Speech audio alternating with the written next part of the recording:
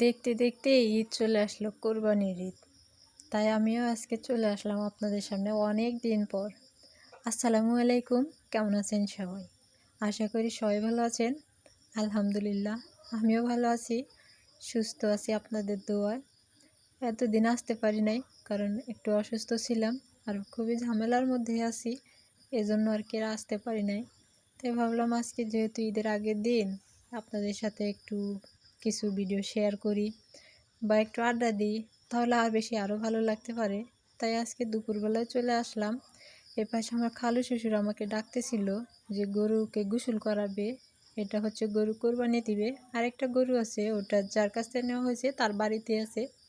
এটা হচ্ছে হাট থেকে নিয়ে আসা হয়েছিল, তো সেই জন্য আর কি এটা বাড়িতেই রাখা হয়েছে। তো আমাদের বাড়িতে না, অন্য একটা বাড়িতে রাখা হয়েছে, আমার মামা শ্বশুর হয় তার বাড়িতে রাখা হয়েছে। তো ওনার বাড়িতে রাখার পরে ওই যে আমার খালু শ্বশুর একটু গরুটার খুবই যত্ন করে, খাওয়া দাওয়া, গোসল করা, ঘরে উঠানো, সব কিছু দায়িত্ব উনিই নিছে। কারণ ওনারও একটা গরু আছে। আর উনি বলতেছে আমার না খুবই মায়া লাগতেছিল, আজকেই মায়া ধরে গেছে খুবই। আর আমাকে বলতেছিল একটা শ্যাম্পু নিয়ে এসে ওকে গোসল করাই দিই, কারণ যেদিনকাই গোসল করে দেয় শ্যাম্পু দিয়ে গোসল করাই দেয়। তো আমিও ভাবলাম যেহেতু গরুটাকে গোসল করাই দিতেছে, কালকে ঈদ, কালকে তো উনি চলে যাবেন, সবাই দোয়া করবেন আর গরুটা কেমন হয়েছে একটু জানাবেন। আমি হয়তো 3 দিন আসতে পারি নাই, আগেই বলে দিছি একটু ঝামেলায় ছিলাম, খুবই ঝামেলার মধ্যে ছিলাম। আর আল্লাহ যে আমাকে বাঁচায় রাখছে আপনাদের দোয়ায়, আলহামদুলিল্লাহ, সুস্থ আছি অনেক। এপাশে হচ্ছে আমার ননদিনী হচ্ছে গরুকে পানি দিতেছে, আর আমার খালু শ্বশুর উনি হচ্ছে শ্যাম্পু দিয়ে সুন্দর করে ঘষে ঘষে গোসল করে দিছে, কারণ ও তো একটা জীব, তাই না? এই জন্য ওকে গোসল করে দিতেছে ভালো করে। আমি বললাম যে দেখি আমি একটু দেই, আমাকে বলতেছিল না তোমার হাত কাটা, তুমি দিও না। আবার অনেকে বলবেন হাত কাটা দেখে তাই কি, যতটুকু হাত কাটছে এই জন্য আর কি আমাকে বলতেছিল যে তুমি দিও না, কারণ তুমি দিলে হাতে আবার কোনো প্রবলেম হতে পারে।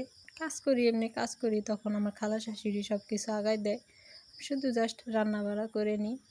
এখন হচ্ছে হাঁটতেছি, বিকেলটা দেখেন কত সুন্দর, আর এ পাশে ছাগলগুলো কি সুন্দর করে পাতা খাইতেছে, তাই না? দেখে ভালোই লাগছে।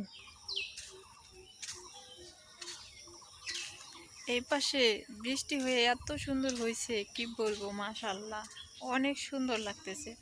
আর এখন আবহাওয়াটা যে এত সুন্দর ঠান্ডা হয়ে আছে, আর আমি কদিনে এমন অসুস্থ, আমার মুখ দেখে তো বোঝা যাইতেছে এমন অবস্থা।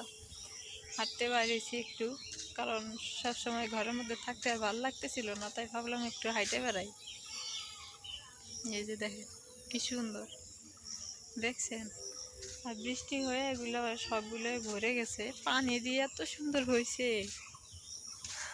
মাশাআল্লাহ, আলহামদুলিল্লাহ, আল্লাহর রহমতে বৃষ্টি। আসলে আল্লাহ যা করে মঙ্গলের জন্যই করে, তাই না?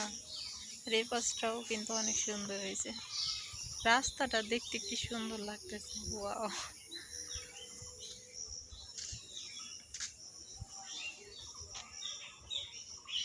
সবাই ভালো থাকবেন, সুস্থ থাকবেন, আর আমার জন্য দোয়া করবেন, আমিও যাতে ভালো থাকি, সুস্থ থাকি। কালকে ঈদ, দোয়া করি সবার ঈদ ভালো কাটুক। আর ওপাশে হচ্ছে আমার খালু শ্বশুর গরুকে গোসল করাই দিল শ্যাম্পু দিয়ে, কারণ আমি পারি না, হাত কেটে গেছে, আজকে 3-4 দিন হয়, এই জন্য আর কি ওদেরকেই দিয়ে দিছি সব কিছু দায়িত্ব। আল্লাহ হাফেজ, দেখা হবে নেক্সট ডে। বিলাইটা দেখেন কোন জায়গায় এসে বসে আছে, দেখছেন? এই যে